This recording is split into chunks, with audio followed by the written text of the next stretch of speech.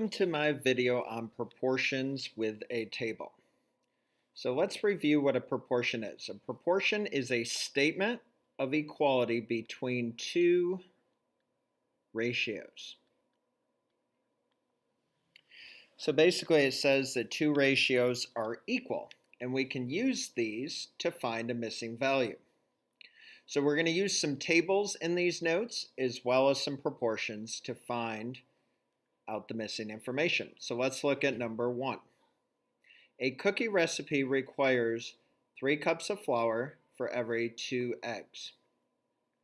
Create a ratio table to help determine how many cups of flour would be needed if you use 10 eggs. So let's underline 3 cups of flour for every 2 eggs. Create a ratio table so we want to underline that so we know what we're creating. Determine how many cups of flour would be needed for 10 eggs. So what are our 2 units here? We have cups of flour and we have eggs.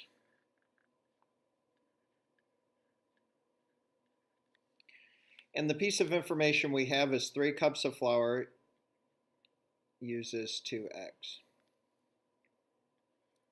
So let's see if we can continue that pattern until we get to 10 eggs.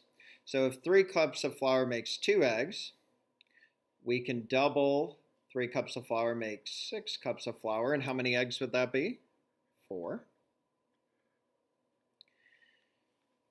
So basically what I'm doing, for every 3 cups of flour, it uses 2 eggs. So if I make this 9 cups of flour, I've used 2 more eggs, so that makes it 6 eggs. 3 more cups of flour will make 12 cups, and that will be 2 more eggs, which is 8. And then 15 cups of flour will use 10 eggs. So the question said how many cups of flour, so we say 15 cups.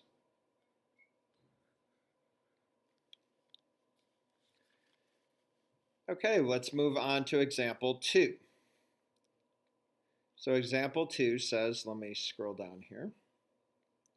When trying to find the perfect shade of orange, now on your note sheet it might say blue, so if it says blue, cross it out and put orange. For his room, Isaiah mixed 40 parts of yellow, so underline 40 parts of yellow with 16 parts of red, underline. Isaiah will need just a little bit more paint. Create a ratio table to see how much yellow he will need if he uses only 2 parts of red. So we start with 40 parts of yellow. So let's do yellow and red in my table.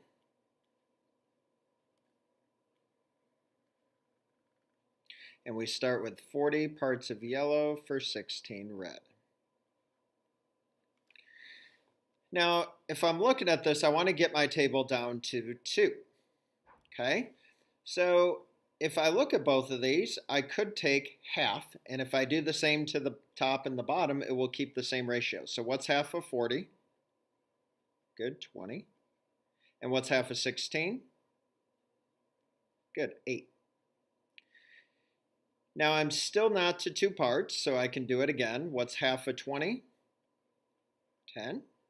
And half of 8 is 4. So now I got a 10 to 4 ratio.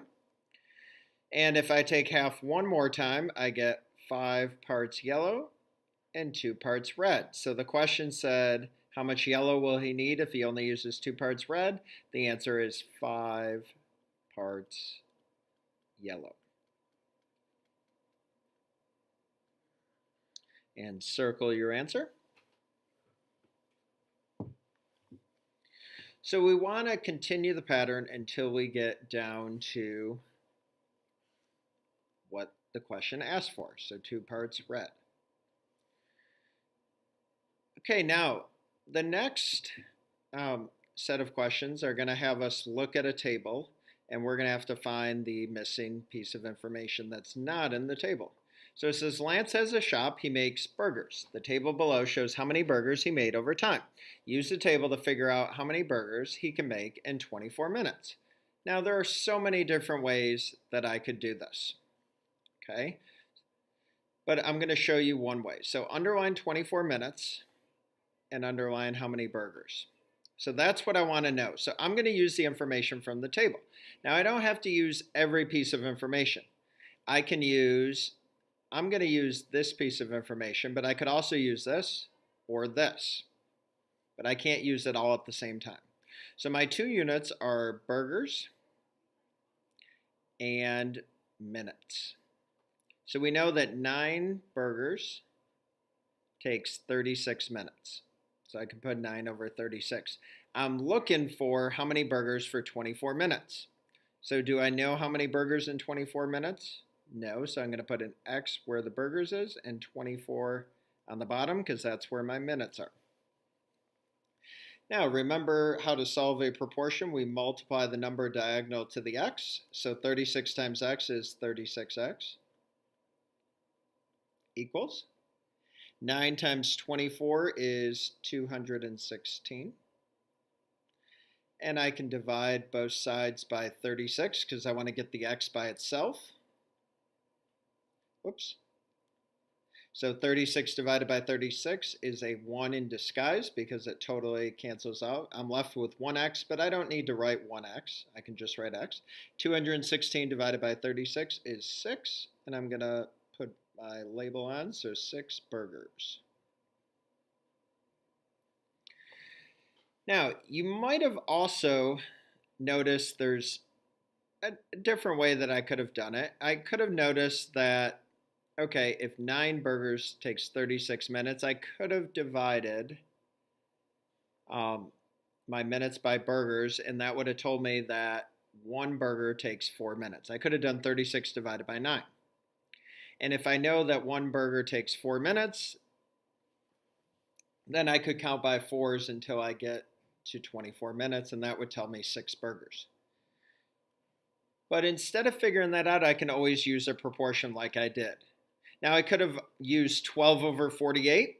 I would have got the same answer. I could have used 15 over 60 and got the same answer. So I can pick, as long as this is a proportional relationship, I can use any of the two values that go together. Okay, so let's turn the page and look at number 4.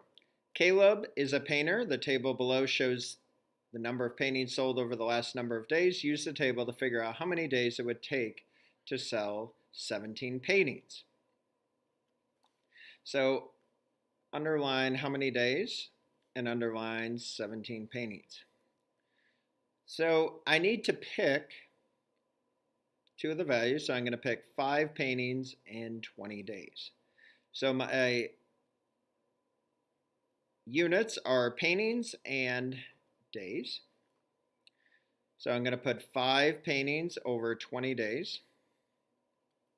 And I want to know how many days for 17 paintings. So where would the 17 go?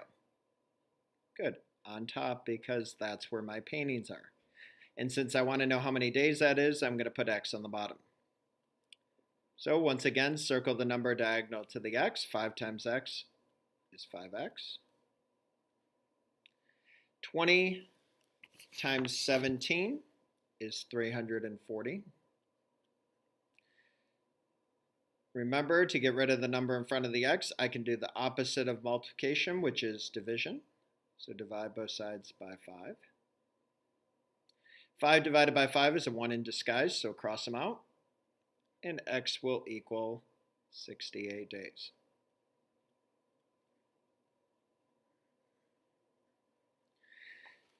Now, I didn't do this in the other problems, but I want to look back to make sure it makes sense. And if you look at the chart, 8 paintings in 32 days. Well, if I double 8, I get 16. And if I double 32, I get 64. So if 16 paintings in 64 days is 17 paintings in 68 days reasonable? Yes, of course. So my answer does, in fact, make sense. Okay, let's look at number 5. The table below represents the distance that Caden covered over time. Use the table to figure out how many hours, underline, it took her to cover 135 kilometers. So once again, I'm going to use a distance and a time, and I can pick any of these four. I'm just going to pick the first one. And we're doing distance over time. So I'm going to write 15 over 3 equals, now I have 135 kilometers, so is that distance or time? Good, that's distance, and I'm going to put that on top, and I'm going to put x on the bottom. So 15 times x is 15x. 135 times 135 times 3 is 405. Now I want to get the x by itself, so do the opposite of multiplication, which is division. So we're going to divide both sides by 15. 15 divided by 15 is a 1 in disguise. 405 divided by 15 is 27 hours. So x equals 27 hours. Now, I want to see if that's reasonable. And I notice 135 is a lot bigger than 55. Okay, because if I double this and double this, I get 22 hours and I get 110. So yeah, 27 hours for 135 kilometers is reasonable. So that concludes our notes on proportions with a table. I hope you have a great day.